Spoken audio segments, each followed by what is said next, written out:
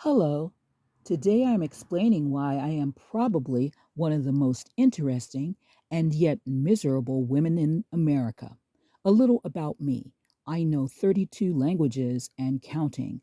I can dance in just as many or more. I know Brazilian capoeira, the same style as Eddie Gordo from Tekken. I know Korean Taekwondo, General Choi version. General Choi, he's the one that invented it. I know Kung Fu, the same style as Yuko from Avatar. I met and have pictures with Muhammad Ali. He taught me the counter right. They should put me in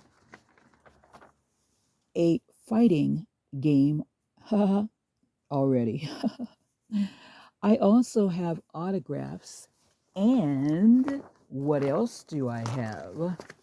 I also have autographs and pictures with Tony Hawk, a skateboard legend, with King Pele, a soccer icon, with Stan Lee, the creator of Spider Man, and most Marvel characters, Adam West, the star of the original Batman TV show, Bob Marley, the reggae savant, Luke Skywalker, back when he was a hero and not drinking blue milk, and much more that I can't even explain in one video. So many people I have met in my life ongoing because that's the kind of mode I'm in.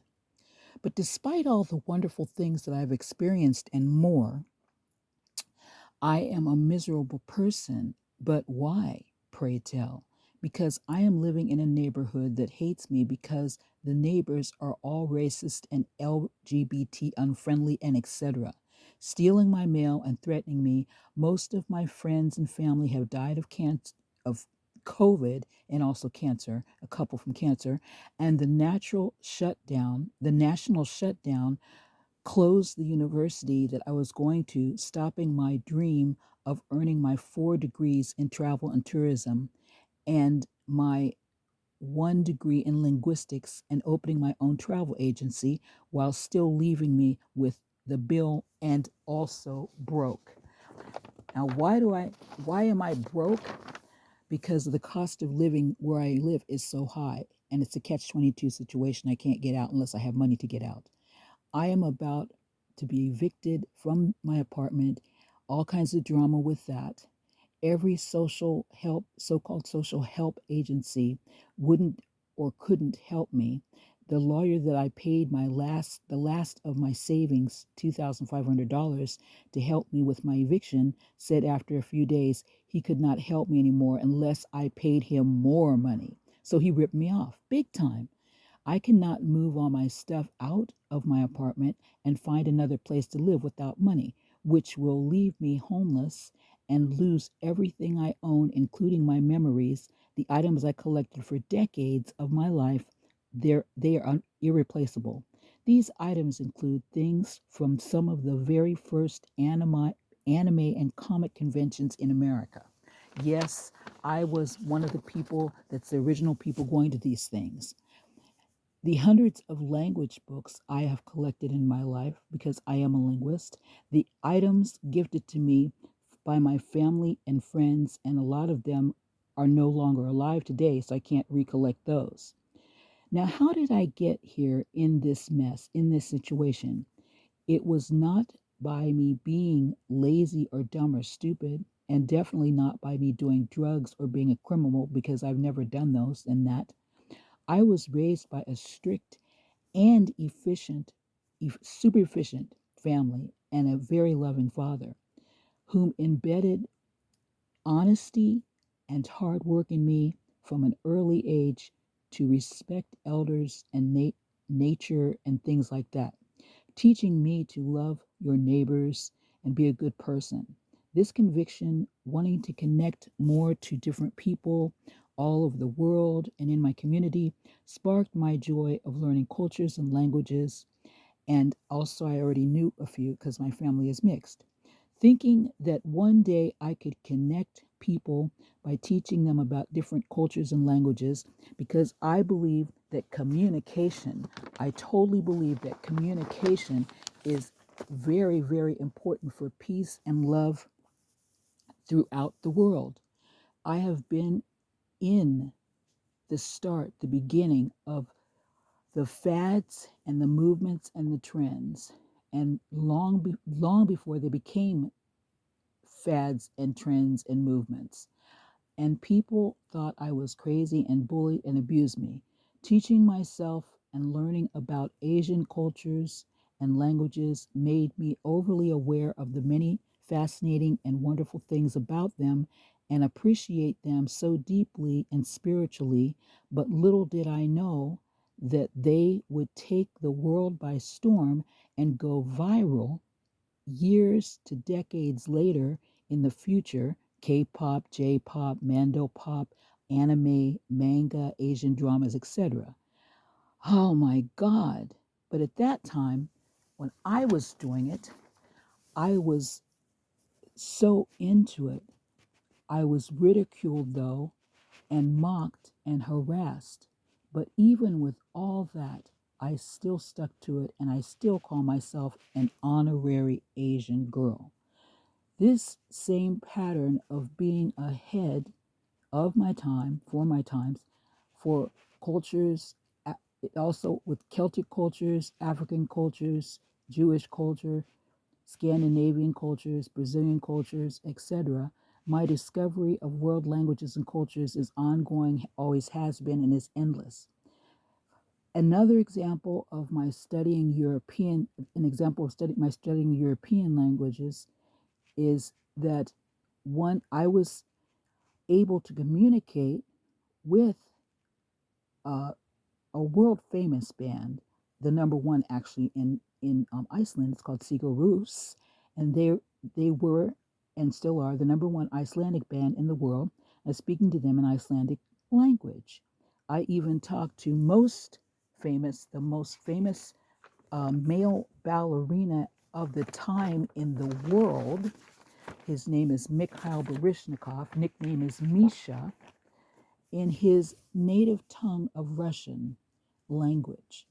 A disclaimer, for those people that hate Russia and Russians because of the war, he left Russia, his native home, decades ago. So please stop hating Russians just because they're Russian. Side note, I also speak Ukrainian and a few other Slavic languages. Moving right along. Living in Living a long life comes with good and bad. Some of the negative is seeing many communities that I was in the early beginning get destroyed and corrupted. Example, the beginning of the anime conventions, comic conventions, reggae music scene, and the goth scene, the punk rock scene, the country and western music scene, etc. These scenes were like a community, a family, so to speak, of like minded people who shared a passion, a true, deep, real, original spiritual passion together. As the years went by, they got drowned out by people who do not have the same original, deep, spiritual, true passion. We can call them the mainstream copiers. We can call them the normies, and an effect of this happening in the real at the real fans looking for acceptance and friendship.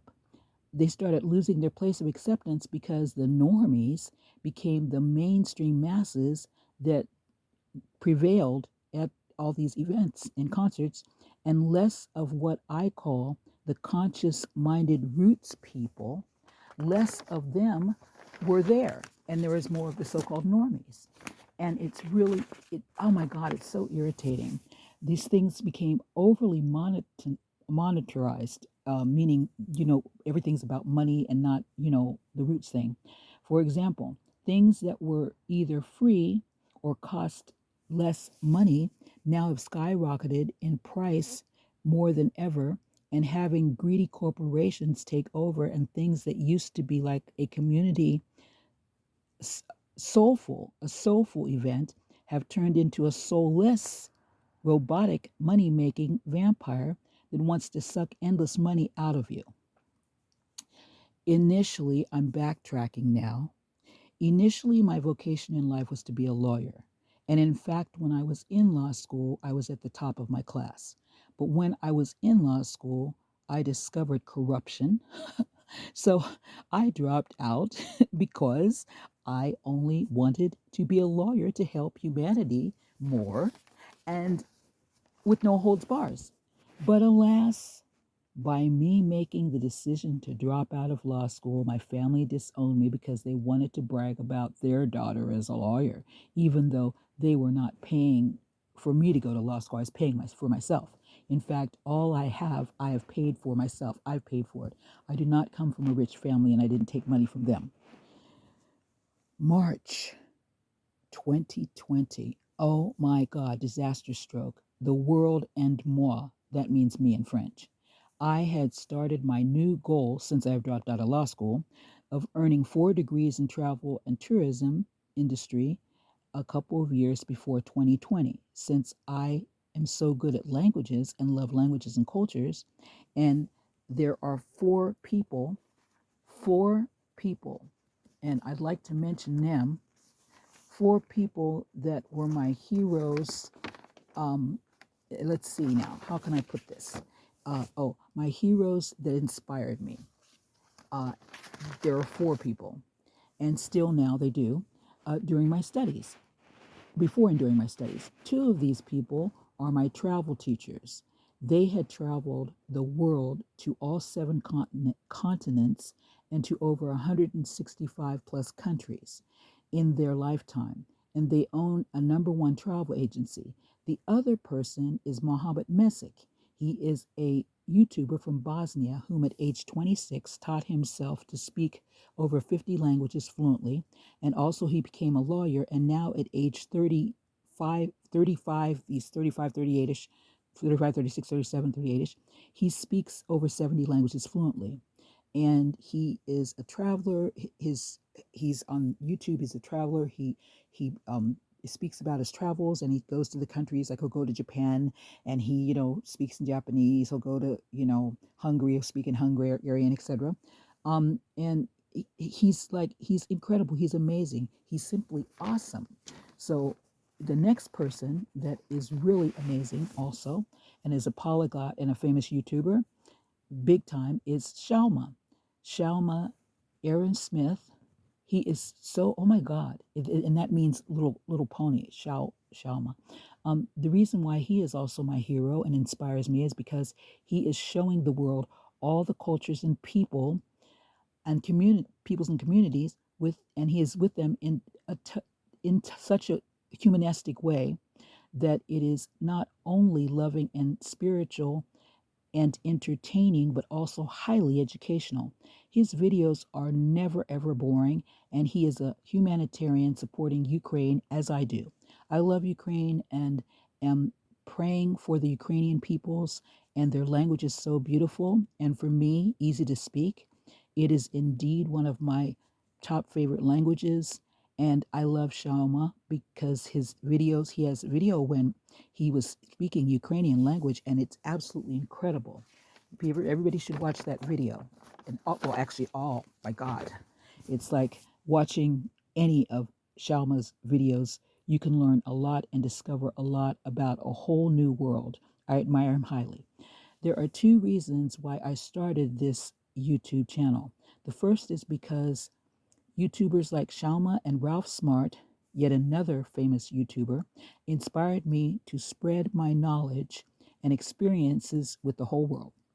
So, like they do, I want to give people so much joy and share peace, love, and happiness.